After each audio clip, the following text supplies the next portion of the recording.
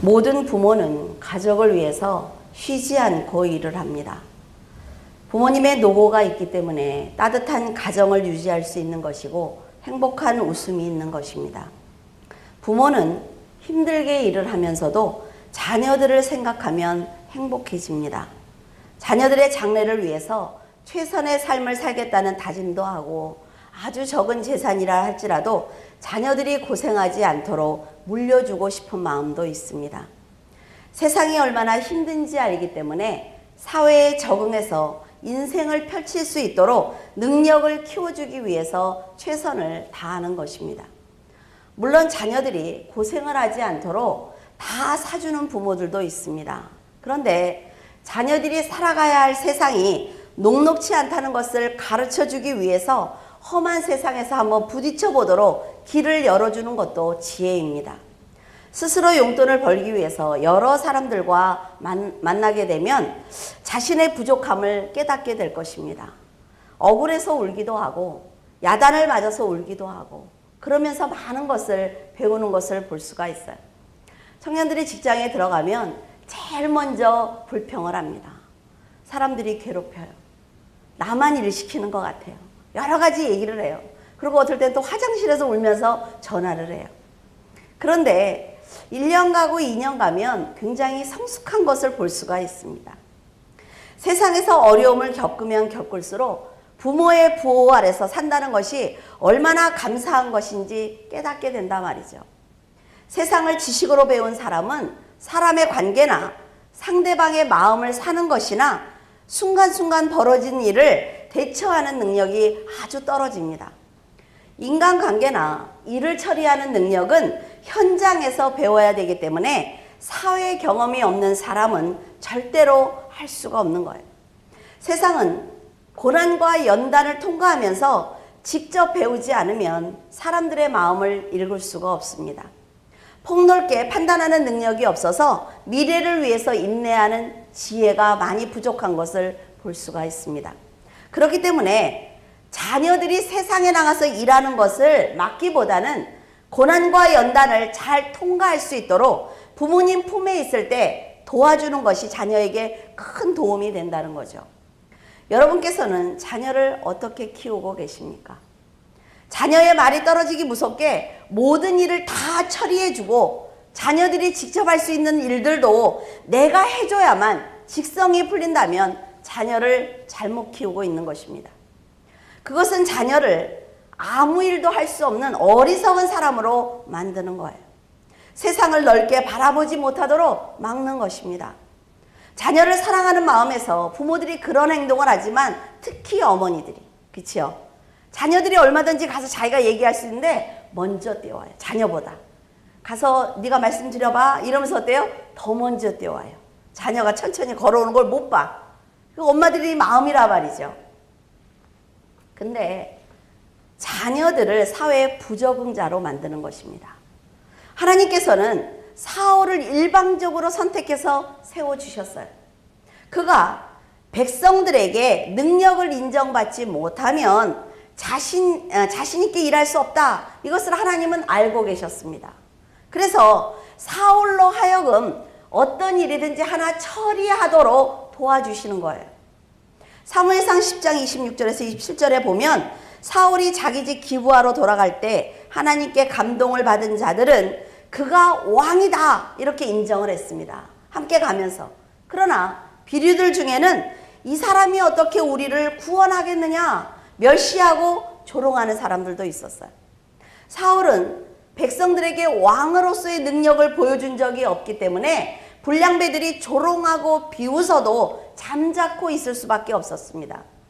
자녀들이 부모님에게 뭐라 그래요? 공부하니 열심히 한다고 그래 다들. 그런데 높은 성적이 적힌 성적표를 갖고 오지 않으면 인정을 받을 수가 없단 말이에요. 보여주는 어떤 결실이 없이는 인정을 받지 못합니다. 예수님께서 십자가를 지신 이유는 사람들에게 부활의 능력을 보여줬기 때문에 절대자의 능력을 인정받은 거예요. 성도들이 그분이 하신 희생을 보고 절대적으로 순종하는 것입니다.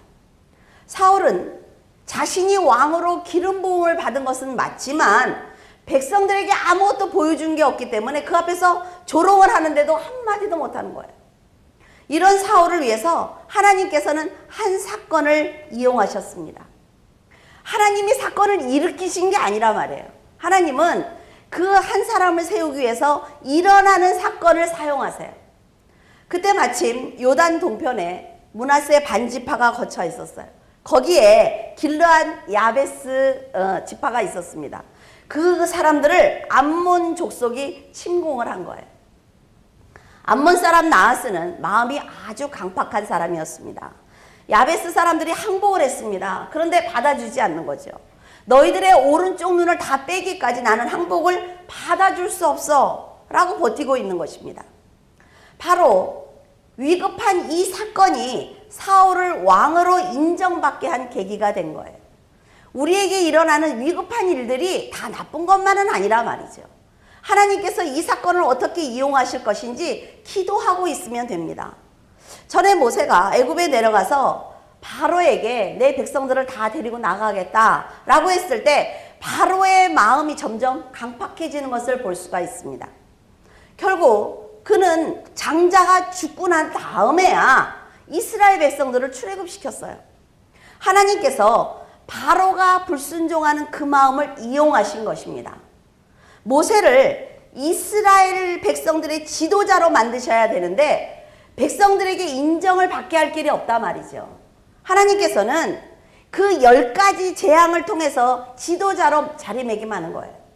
나하스의 강팍한 마음을 이용하셔서 사울을 왕으로 인정받도록 역사하셨습니다. 암몬 사람은 아브라함의 조카 롯 있죠. 그 롯이 소돔성을 탈출할 때 딸 둘을 데리고 탈출을 했어요. 탈출하고 난 다음에 작은 딸과 롯 사이에 태어난 후예들이 바로 암몬 족속입니다. 그래서 하나님께서는 이스라엘 백성들에게 암몬 족속의 땅을 기업으로 주지 않았어요. 그럼에도 이 사람들은 하나님의 깊은 사랑을 깨닫지 못했단 말이죠.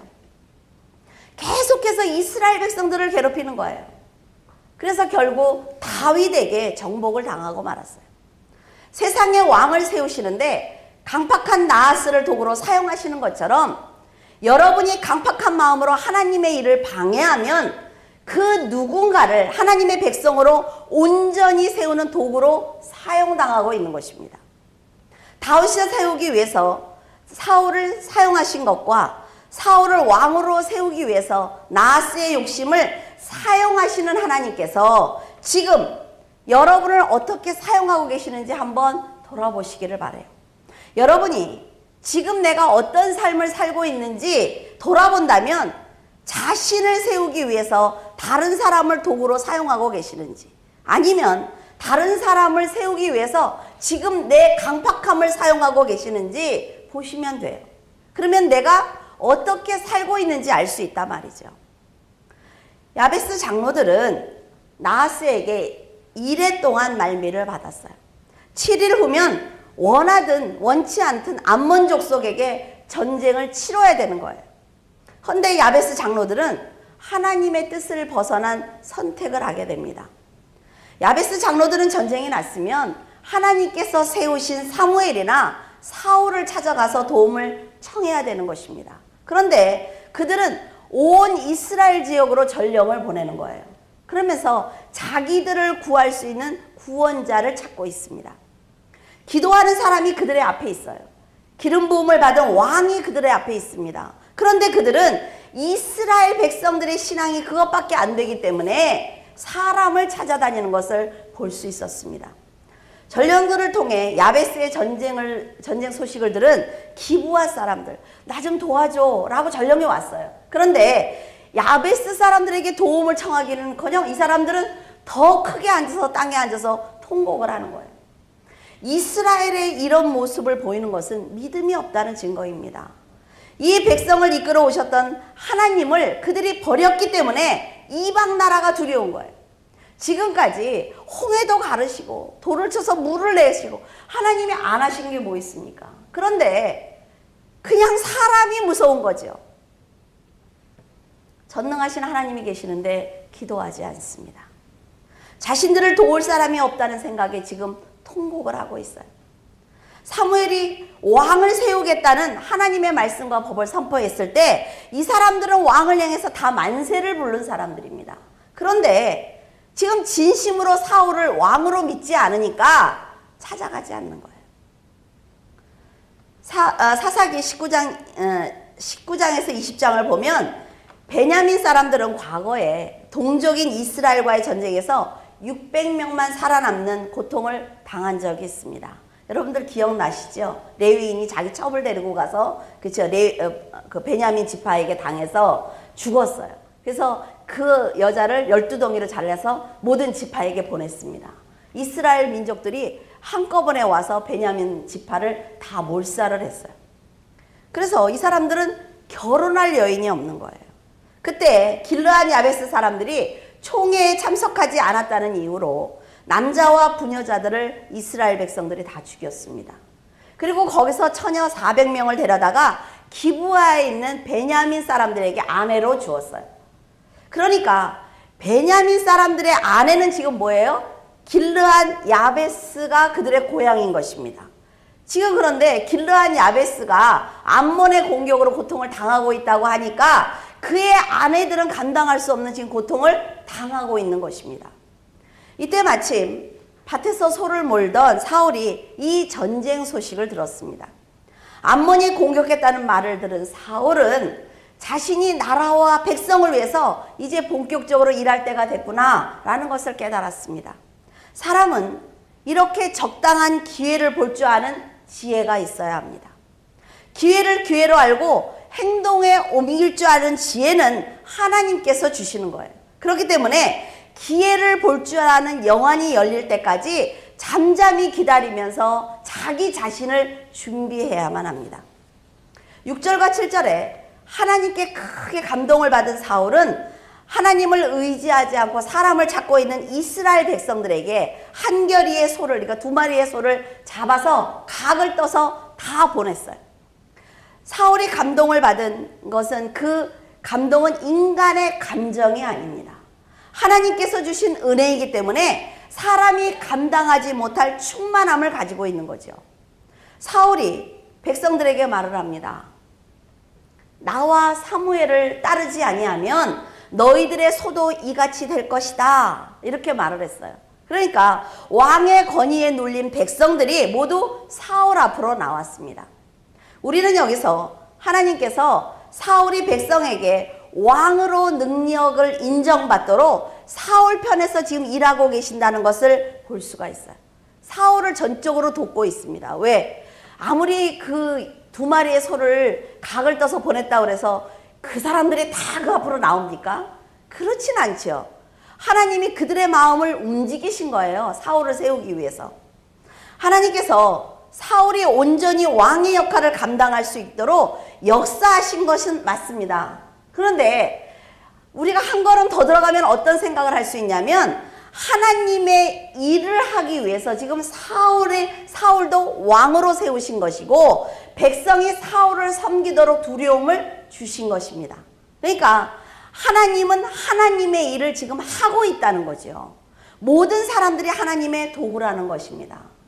이런 하나님의 역사를 다윗처럼 깨달았다면 사울은 왕의 권력을 가졌을 때 자신의 의를 위해서 교만하지 않았을 것입니다.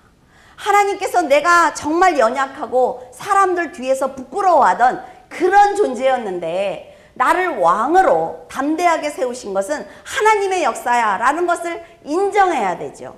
그러나 사울은 그렇게 하지 않았단 말이에요. 결국 왕이 되는 권세도 하나님께 죄를 지어서 버림받는 것도 모두 하나님의 권한이라는 것을 사울은 알았어요. 그러나 그렇게 살지 않았습니다. 전쟁 소식을 들은 사울에게 하나님의 영이 크게 임하셔서 그의 마음이 담대해지자 암몬 사람과 그를 조롱하던 이스라엘 백성이 두렵지 않았습니다. 저는 여러분에게 늘 얘기를 해요. 기도하고 세상에 나가면 세상 사람을 두려워하지 마십시오라고 얘기를 합니다. 누구를 만나도 여러분이 두려워할 대상이 아니라 말이죠. 하나님이 내가 지금 세상에서 하는 이 일을 가지고 나를 어떻게 사용하실 것인지, 내가 하나님이 원하시는 도구로 어디까지 사용될 것인지 기대하시라 말이죠. 이것은 하나님의 은혜를 입은 사람만이 가질 수 있는 담대함입니다. 우리가 이런 사실을 보면서 알 수 있는 것은 사울이 가진 담대함이나 백성이 가진 두려운 감정 모두 하나님께서 허락하셨다는 것입니다. 그러므로 여러분이 세상을 살아가면서 갖는 담대함이나 두려움이 모두 하나님께서 사용하시는 감정이라고 한다면 차라리 어때요? 담대함을 갖는 것이 하나님께 훨씬 도움을 받지 않겠어요? 여러분이 성령으로 충만하면 얼마든지 담대할 수 있단 말이죠. 사울이 하나님을 믿고 담대해지자 이스라엘 자손 30만 명과 유다 사람 3만 명이 한 사람같이 사울 앞에 나왔습니다. 놀라운 기적이 일어난 거예요. 만약 사울이 하나님이 주신 때를 기다리지 않고 내가 왕이야, 내가 기름 부음 받은 거 못 봤어? 하면서 사람들을 찾아다녔다면 지금처럼 이렇게 쉽게 존경을 받지 못했을 것입니다. 하나님께서 돕기 위해서 일하시면 이렇게 쉽단 말이죠. 사람이 절대로 해결할 수 없는 일을 하나님은 너무나 쉽게 해결하시는 것을 볼 수가 있습니다. 왜? 우리가 담대하고 믿고 나아가기만 하면 하나님이 일하신단 말이에요. 단 한 번의 사건으로 하나님은 사울을 그들 위의 왕으로 세우셨습니다. 사울은 왕으로서 갖추어야 될 담대함과 용맹함을 그들에게 보여주면서 권력을 휘어잡았어요. 그가 노력한 것 아니라 말이죠. 이것은 하나님만이 하실 수 있는 일이에요. 하나님께서 여러분에게 관심만 가지신다면 여러분을 세우시는 일도, 사람들에게 존경을 받고 도움을 받는 일도 모두 직접 하십니다. 사람들의 마음을 다 움직이세요. 그래서 너무 쉽게 해결이 되는 것을 볼 수가 있단 말이죠. 어떤 일이든 여러분 스스로 해결하기보다는 하나님께 도움을 받는 것이 훨씬 쉬운 방법이에요. 그러니까 뭐를 해야 되죠? 기도하고 있어야 돼요. 그리고 노력해야 됩니다. 성경도 보고 기도도 하고 찬양도 하고 여러분이 일을 하고 있어야 된단 말이죠. 또 이렇게 얘기하면 좀 기도만 하면 된다는 줄, 그런 것 아니에요. 하나님께서는 언제나 사람이 해결할 수 없는 방법으로 아주 쉽고 간단하게 축복을 허락하시는 분이에요. 로마서 1장 3절에서 4절에 그의 아들에 관하여 말하면 육신으로는 다윗의 혈통에서 나셨고 성결의 영으로는 죽은 자들 가운데서 부활하사 능력으로 하나님의 아들로 선포되셨으니 곧 우리 주 예수 그리스도시라. 예수님께서 다윗의 혈통으로 오신다는 것은 하나님께서 선지자를 통해서 계속 말씀해 오셨습니다. 그런 예수님께서 이 땅에 오신 것은 구원받아야 될 영혼들이 죄에 묶여 있기 때문에 하나님의 명령대로 자신의 생명을 버리고 사망을 이기기 위해서 오신 거예요. 원래 예수님은 하나님의 아들입니다. 자신이 하나님의 아들이라는 것을 증명하기 위해서 능력을 보이지 않아도 되는 분이에요. 그러나 예수님께서 육신을 입고 대속의 역사를 이루시고 사망 가운데서 부활하셨기 때문에 아들의 자리를 능력으로 쟁취하신 것입니다. 우리가 어때요? 목회자다, 직분자다, 하나님을 섬기고 있는 성도다 그러면 우리가 그 직분에 맞는 그런 능력을 보여야 되는 것입니다. 사람들로 하여금, 성도들로 하여금 그래 목회자 맞아, 이런 인정을 받아야 그 입에서 나오는 모든 말씀이 인정을 받는 거예요. 사도 바울은 로마서 8장 34절에 누가 정죄하리요? 죽으실 뿐 아니라 다시 살아나신 이는 그리스도 예수시니 그는 하나님 우편에 계신 자여 우리를 위하여 간구하시는 자다 라고 말을 했습니다. 예수님께서는 승천하셔서 하나님 우편에 앉아 계세요. 오직 순종하는 마음으로 하나님의 언약을 성취하셨습니다. 그렇기 때문에 훗날 심판주로 다시 오시는 거예요. 예수님의 대속을 믿고 믿음으로 거듭난 성도들은 성령을 통해서 온전히 변화를 받습니다. 예수님의 대속과 부활이 성도들의 삶에 직접적인 영향을 끼치고 있어요. 그래서 성령 충만한 성도들로 하여금 삶을 완전히 변화시킵니다. 거룩한 성도로 만드는 거지요. 여러분의 믿음이 여러분의 삶을 변화시킨단 말이에요. 만약 예수님께서 나는 십자가를 지기 싫습니다. 그리고 부활하지 않았다고 해봐요. 그러면요, 우리가 믿고 있는 이 믿음은 거짓 믿음입니다. 세상의 종교와 전혀 다를 것이 없어요. 하지만 예수님께서 죽음을 이기고 부활하셨기 때문에 부활의 삶을 살아가는 성도들은 구원에 대한 소망을 가져서 하나님께서 이 땅에서 그 삶이 변화되도록 도와주시는 거예요. 우리의 삶이 살아가면서 전혀 변화가 없어요. 그건 뭡니까? 기도하지 않은 거예요. 성도들의 삶은 그대로 정체되어 있지 않습니다. 하나님께서 분명히 여러분들의 기도를 통해서 여러분들이 하나님의 일을 할 수 있도록, 복음이 확장될 수 있도록 반드시 일하세요. 그러니까 더 담대하게 믿고 기도하시면 된다는 거죠. 여러분, 확신을 가지고 살아가는 성도들은 하나님께서 전적으로 도우십니다. 늘 여러분들에게 지금 10년이 넘도록 동일한 얘기를 하고 있어요. 한번 믿고 담대하게 기도해 보세요. 그리고 충성해 보세요. 하나님께서 우편에 계신 것을 여러분이 믿음으로 확신한다면 더 이상 육에 속해 살던 사람이 아닙니다. 주님을 영접하고도 육의 사람에서 벗어나지 못한다면 하늘의 축복을 기대할 수가 없어요. 세상은 예수님께서 죽어주시고 부활해도 전혀 변하지 않습니다. 그러나 성도들은 그리스도와 하나가 되어 살기 때문에 세상이 두렵지 않고 언제나 세상을 향해서 승리하는 삶을 살아갈 수가 있어요. 여러분들이 사람을 만날 때 하나님께 기도해 보세요. 하나님, 저 사람의 마음이 변하기를 원합니다. 제가 이 일을 해야 되는데 하나님께서 저 사람을 주장해 주시기를 원합니다. 왜? 하나님께서 내 삶을 주장하시면 내가 하나님께 받은 축복을 가지고 복음을 확장할 거니까. 정직하면 하나님께서 여러분의 믿음이 진실하다는 것을 알면 하나님이 역사하십니다. 하나님께 기도하는 성도는 어떤 어려움을 당할지라도 하나님께서 나를 도울 거라는 것을 믿기 때문에 내 삶 속에서 역사하시는 것을 볼 수가 있어요. 예수님의 부활을 기뻐하는 삶으로 여러분이 살아간다면 하나님께서는 아낌없이 은혜를 부어주실 것입니다. 담대한 마음을 주실 거예요. 그래서 복음을 선포할 수 있도록 도와주십니다. 하나님께서 예수님을 십자가와 부활의 능력으로 아들로 인정받게 하셨기 때문에 천사도 사탄도 인간도 감히 주님을 향해서 입을 열지 못하는 것입니다. 사울 왕은 하나님의 도움을 받아서 백성을 이끌고 새벽에 적진 한가운데로 들어가서 암몬 족속을 물리쳤어요. 이제 사울은 사람들 뒤에 숨어있던 그런 사람이 아닙니다. 이렇게 살아계신 하나님을 믿고 행해야만 실패가 없습니다. 하나님께서 부어주시는 은혜는 세상을 능히 이기고도 남는 능력이에요. 여러분, 상상을 초월하는 능력입니다. 그렇기 때문에 말씀에 순종하면 여러분 두려울 것이 없어요. 여러분이 세상의 힘이 두려워서 스스로 무너지지만 않는다면 하나님께서는 절대로 여러분을 버리지 않을 것입니다. 결국 사울이 하나님을 배신할 것을 하나님은 알고 계십니다. 그런데 왕으로 세워서 그가 왕으로서 이스라엘을 통치해야 되기 때문에 도와주시는 것입니다.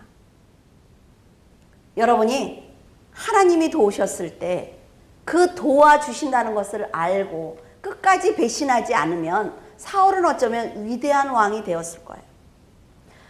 하늘의 소망과 확신을 가지고 여러분 살아가시기를 바랍니다. 세상의 모든 전쟁에서 승리하는 큰 기쁨을 반드시 맛보실 수가 있어요.